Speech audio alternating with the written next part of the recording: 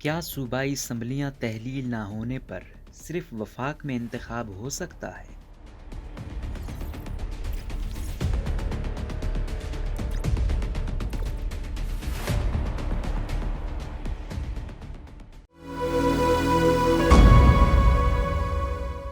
صحافی انیلا خالد کے مطابق اتوار 3 اپریل کو وزیر اعظم عمران خان کے خلاف قومی اسمبلی میں عدم اعتماد کی تحریک ڈپٹی اسپیکر قاسم سوری کی جانب سے پاکستانی آئین کے آرٹیکل 5 کے تحت رد کیے جانے کے بعد صدر پاکستان عارف علوی نے حکومتی تجویز پر اسمبلیاں تحلیل کرنے کا حکم نامہ جاری کر دیا۔ مذکورہ اقدام سے بظاہر پاکستان نئے انتخابات کی جانب جاتا ہوا دکھائی دے رہا ہے، تاہم سوال اٹھایا جا رہا ہے کہ اگر صوبائی اسمبلیاں تحلیل نہ ہوں تو کیا صرف وفاق میں الیکشن ہو سکتا ہے، اور اگر چاروں صوبوں میں کوئی ایک صوبہ اسمبلی تحلیل نہ کرنا چاہے تو کس قسم کی صورتحال سامنے آ سکتی ہے، اور آئین اس حوالے سے کیا کہتا ہے۔ پاکستان میں انتخابات و پارلیمانی امور کے تجزیہ کار اور ادارے پلڈاٹ کے سربراہ احمد بلال محبوب نے انڈیپینڈنٹ اردو کے انیلا خالد کو بتایا کہ پاکستان کے آئین میں کہیں ایسی کوئی بات نہیں ہے جو یہ کہتی ہو کہ قومی اسمبلی اور صوبائی اسمبلیوں کے انتخابات ایک ہی وقت پر ہوں گے۔ یہ صرف موافق حالات اور اچانک بننے والی صورتحال پر منحصر ہوتا ہے جس کے نتیجے میں انتخابات کیے جاتے ہیں۔ یہ غالباً 80 کی دہائی کی بات ہے کہ پاکستان میں صوبائی اسمبلی کے الیکشن قومی اسمبلی کے الیکشن سے چند دن قبل یا بعد میں کروائے جاتے تھے، بعد ازاں فیصلہ آیا کہ ایک ہی دن انتخابات کروائے جائیں گے۔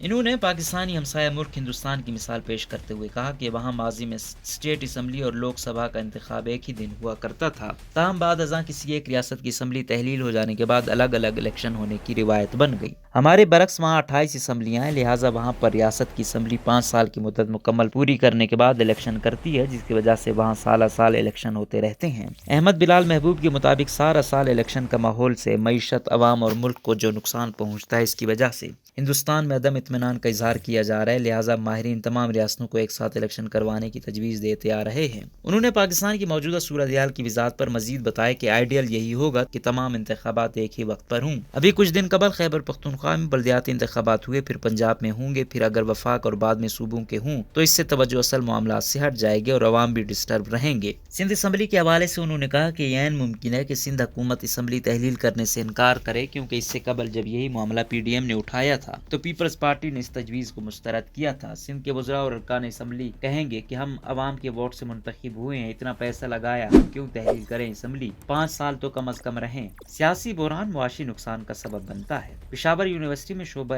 معاشیات کے چیئرمین اور ماہر معاشیات پروفیسر ڈاکٹر ذلاقت خان نے انڈیپینڈنٹ اردو کو بتایا کہ سیاست اور معاشیات دونوں ایک دوسرے سے علیحدہ نہیں کیے جا سکتے، کیونکہ دونوں ایک دوسرے پر اثر انداز ہوتے ہیں۔ جب ملک میں سیاسی استحکام ہوتا ہے تو اس سے معاشی عدم استحکام کا آنا ایک لازمی چیز ہے، کیونکہ سیاسی بحران کے دوران فیصلے وقت پر نہیں لیے جاتے، فیصلوں اور منصوبوں میں تسلسل اور دوام نہیں رہتا، جس کے خطرناک نتائج معاشی نقصان کی صورت میں آتے ہیں۔ پروفیسر ذلاقت نے بتایا کہ تحریک عدم اعتماد سے قبل تمام میڈیا فورم پر مہنگائی اور بنیادی مسائل کی باتیں ہوتی تھیں، تاہم جب سے یہ تحریک چلی ہے تمام تر توجہ سیاسی حالات و واقعات پر مرکوز ہو گئی ہے۔ عام آدمی کی حالت اظہار پر اب کوئی بات نہیں کرتا، اور اسی کا وزیر اعظم عمران خان نے بھی گزشتہ روز ذکر کیا کہ اب کوئی نہیں پوچھتا کہ پیاز اور ٹماٹر کا بھاؤ کیا ہے۔ ماہر معاشیات ذلاقت خان کا مزید کہنا تھا کہ جب ملک میں سیاسی انتشار اور عدم استحکام پیدا ہوتا ہے تو باہر سے کوئی سرمایہ کاری کرنے نہیں آتا، جس کے نتیجے میں معیشت کمزور ہوتی ہے اور جو غربت و بے روزگاری کا پیش خیمہ ثابت ہوتا ہے۔ یہ کسی ایک سیاسی جماعت کے لیے ممکن نہیں کہ معیشت کو ٹریک پر لائیں، اس کے لیے تمام سیاسی جماعتوں کو متحد ہو کر کوئی حل نکالنا ہوگا۔ ملک کی معیشت کو قانونی تحفظ دینے کے لیے یونیفارم پالیسی بنائیں گے کہ چاہے جو بھی حالات ہوں منصوبوں پر کام نہیں رکے گا۔ فی الحال ایسی کوئی پالیسی نہیں ہے ہمارے پاس۔